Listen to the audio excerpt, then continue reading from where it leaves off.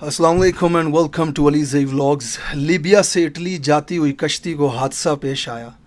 तकरीबन 300 पाकिस्तानी लुकमाए अजल बन गए, बहरा रोम के ठंडे पानियों में दफन हो गए। उन मुल्कों में इस वक्त एक कोहराम मचा हुआ है। दयारे गैर में पाकिस्तानियों और गैर मुल्कियों के मरने पे लोगों में सोग है। हेलीकॉप्टर समंदर के ऊपर घूम रहे हैं, साहिलों पे रेस्क्यू की टीमें हैं। मीडिया इस पर बात कर रहा है, जबकि पाकिस्तान की वज़ीर इत्तलात और नशरियात मीडिया टॉक करते हुए कहती हैं कि मिडिल क्लास और लोअर मिडिल क्लास की इंटरटेनमेंट की खातिर हमने फिल्म इंडस्ट्री से टैक्स को ख़त्म कर दिया है। जो जनरल पब्लिक है, जो मिडिल क्लास है, लो मिडिल क्लास है, उनकी एंटरटेनमेंट का कोई एवेन्यू नहीं है। इस वक्त पाकिस्तान की फ़िल्म इंडस्ट्री ज़ीरो टैक्सेशन के ऊपर है कि अगर आप में से कोई भी फिल्म बनाएगा उस पर जो इनकम होएगी वो टैक्स एग्जेम्प्टेड है, आपको उस पर टैक्स नहीं देना पड़ेगा।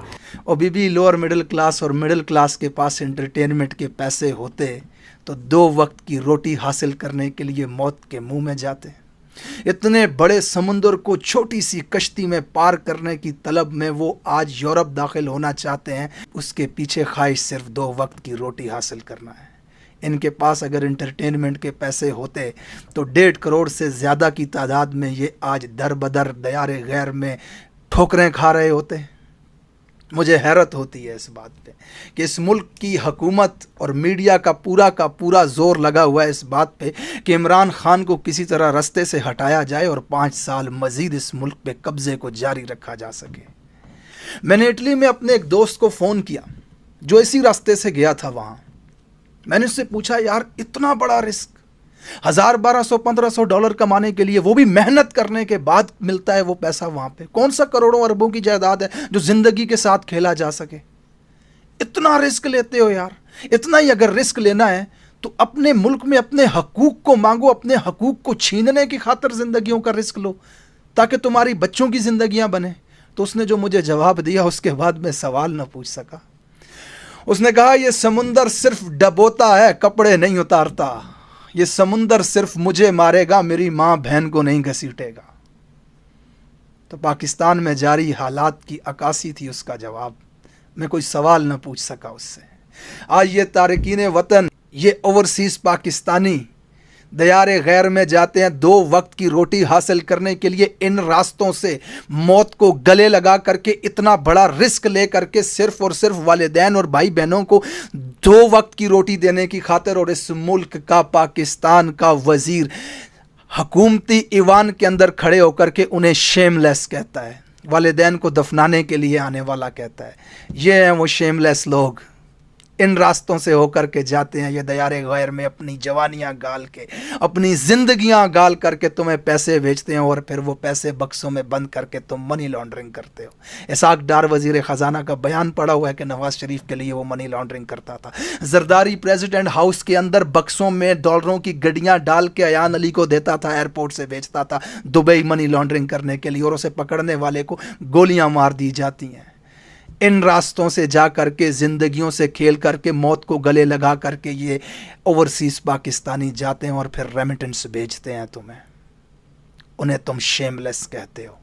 ये सरकारी नुमाइंदे हैं, ये हुकूमती ईवानों में बैठे हुए हैं, ये वज़ीर इत्तलात व नशरियात हैं, ये इस मुल्क की हुकूमत है। मुझे हैरत हो रही है आज कि पाकिस्तान के अंदर तुम 2 वक्त की रोटी न दे सके इनको। 2 वक्त की रोटी उन माओं के, उन बहनों के, उन भाइयों के, उन वालिदैन के सपने थे, ख्वाब थे कि बेटा पहुंचेगा, रज के रोटी खाएंगे 2 वक्त, रज के पेट भर के रोटी खाएंगे, बेटी की शादी भी करेंगे, जेवर भी बना करके देंगे उसे, जहेज का सामान भी उसे देंगे। सारे सपनों पे बहरे रोम का ठंडा पानी फिर गया। आज मनो पानियों के नीचे दफन हो गए, वो लाशें भी नहीं मिल रही। सारे सपने टूट गए। आज उन 300 घरों के अंदर कोहराम मचा हुआ है, धाड़ों की आवाज़ें हैं, पता ही नहीं है जवान बेटा कहाँ। जवान बेटा को फिक्र है किसी को इस मुल्क के अंदर? 70 साल हो चुके हैं आज़ाद हुए, वे 2 वक्त की रोटी तक न दे सके। करोड़ों पाकिस्तानी दर बदर की ठोकरें खा रहे हैं आज 2 वक्त की रोटी हासिल करने के लिए। और इस मुल्क के वज़ीर ख़ारजा के पास उसके फॉरेन अकाउंट्स के अंदर सिर्फ 400 अरब से ज़्यादा दौलत पड़ी हुई है। इस मुल्क के वज़ीर आज़म के ख़ानदान के पास 800 अरब से ज़्यादा दौलत फ़ॉरेन अकाउंट्स के अंदर पड़ी हुई है। और इस मुल्क का आम शहरी 2 वक्त की रोटी हासिल करने के लिए मौत के मुंह में जाता है। इतने बड़े अजीम समंदरों को छोटी सी कश्ती में पार करता है, सिर्फ अपने वालिदैन और बीवी बच्चों को 2 वक्त की रोटी मुहैया करने के लिए।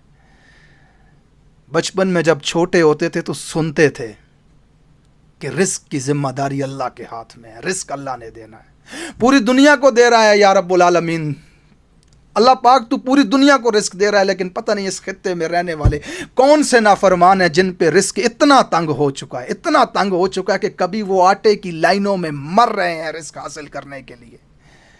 दयारे गैर में करोड़ों की तादाद में दर बदर की ठोकरें खा रहे हैं, अपनों से दूर, बहन भाइयों से दूर, ख़ानदान से दूर, इस रिस्क की तलाश में। आज 300 की तादाद में बहिरे रोम के ठंडे पानियों में दफन हो गए सिर्फ रिस्क की तलाश में। या रब्बुल आलमीन, इस खित्ते के तेरे बंदों पे रिस्क इतना मुश्किल क्यों?